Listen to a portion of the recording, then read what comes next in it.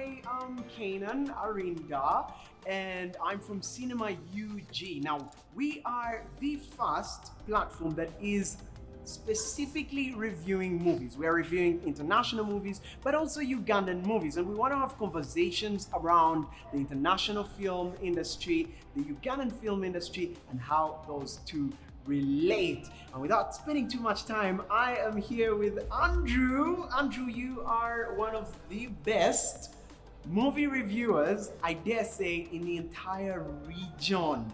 Well, I don't know if it's worth it, but I take it.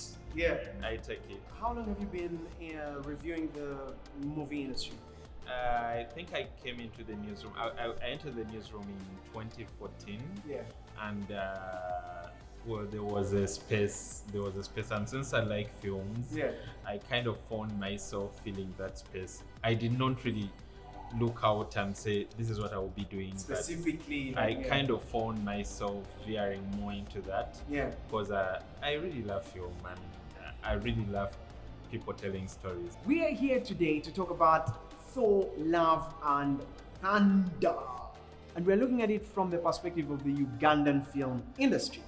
So, Thor Love and Thunder and the Ugandan film industry, what do they have in common and what can we have? That's what we're going to be having a conversation about with Andrew today. Okay, so Thor Love and Thunder coming out, of course, a blockbuster movie. A lot of people are looking forward to it. A lot of Ugandans in specific talking about it from the trailer.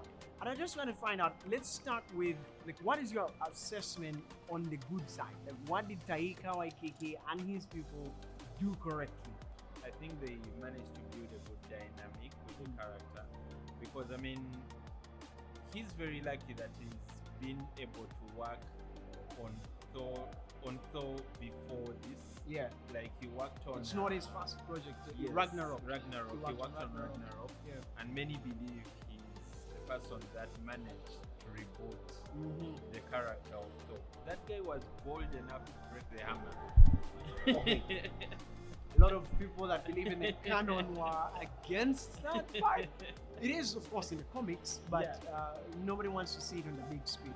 Because if you remember, he managed to finish that movie fighting off his villain Stormbreaker without a hammer. Love and Thunder is all about, one, this guy finding himself, and two, the love story that Thor actually shares with these two weapons.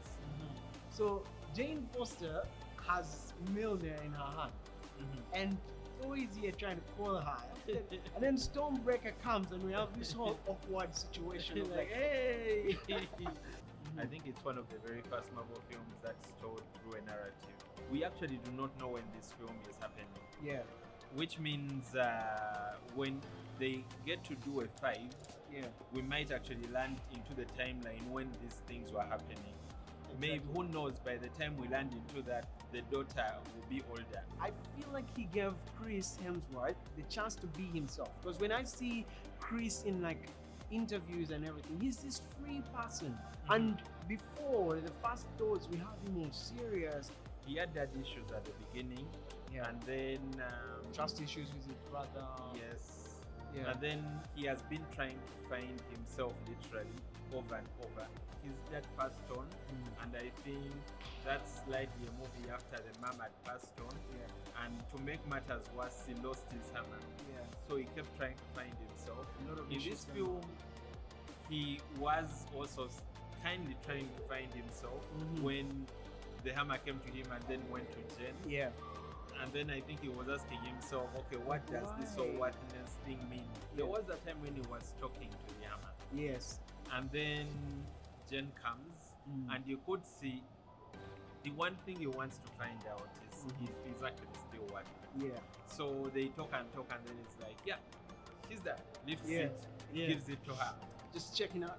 And I think it was a very big deal for him when he actually noticed, like, oh, I can actually still lift this thing.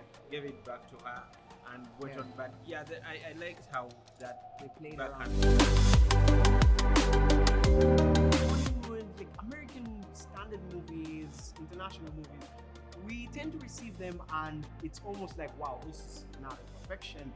But of course there are loopholes, right? And I just want to find out from you, what are some of the things that Thor Love and Thunder, you spotted out and you're like, hey guys, we could do better here, or this probably didn't work so well? I felt like they overdid the jokes. One thing about the comedy genre is that comedy doesn't make you feel so bad about death because it's light. Yeah. And so you kept seeing this coming back. I don't know if you remember a time when a character was talking about how they want to die on the battlefield so that they go to Valhalla. Yeah. And then they were like, but you survived. Maybe your hand will go to Valhalla. Yeah, maybe your hand will go to... actually, your hand is already to Valhalla. And how they reacted about that. So I felt like they toned it down way too much. The MCU has reached a point where consequence is not really there. Like, from the beginning of the movie to the end, I don't feel like Thor is in any real danger. Very many people have said Thanos was the best villain they've had. Yeah. He was when it came to his might and what he could do. Yeah. But when you sit down and you're thinking, okay, what exactly was this person's motivation? Yeah. Because you see, how to craft a very good villain is crafting someone whose beliefs we can buy into. Yeah. And we understand he's taking the extremes, Yeah. but he's actually doing it for a purpose. Yeah. This guy lost his daughter, went prayed to the gods, and they were not willing to listen to him. And in fact, they were like, come on, who tells you there is life after death? Who tells you, like, you can keep on praying. Yeah. We are not going to help you. You can join in the party. Like, they gave him this attitude, which annoyed him because he had just lost his daughter. When he got a chance to kill a god, he killed a god and made a vow to kill all the gods because he had seen to himself that they are useless. Yeah. So he had a purpose, he had a motive. Like, basically there was something driving him. The bad guy is supposed to be Christian Bale's boy, right? God Butcher. The good guy is supposed to be Thor. He's using child soldiers, which is a crime internationally. In case you didn't know, like, the UN would come for you. So this guy that is employing child soldiers is against someone who feels like the gods are not helping, they're not doing a good thing, and I want to change that. When it came to that, they had to survive. Yeah. This guy actually wanted to do something because he lost something, and many people can do things because of love. Yeah. Like, I did not feel that with the first villain there. From our Ugandan/African perspective, what do you think we can pick? Any African filmmaker out there, and they are watching this, they need to understand that maybe the CGI and everything is not one of the things they should be trying out. Like, those are very expensive things. Yeah. So they can try to work with a bit of the story. Yeah. I mean, we have many of these legends in our way. Like, when you look at Uganda, we have the Dungu. I think Dungu was a warrior. We also had our own, I think, kind of god of thunder. Yeah. Somehow, I think Chibuka, who used to move with the cloud. Oh, okay. If he used to move with the cloud, I think he could be Zeus, kind of. But still, all those things are very expensive to execute. But the most important thing a Ugandan can learn out of this is the power of franchising.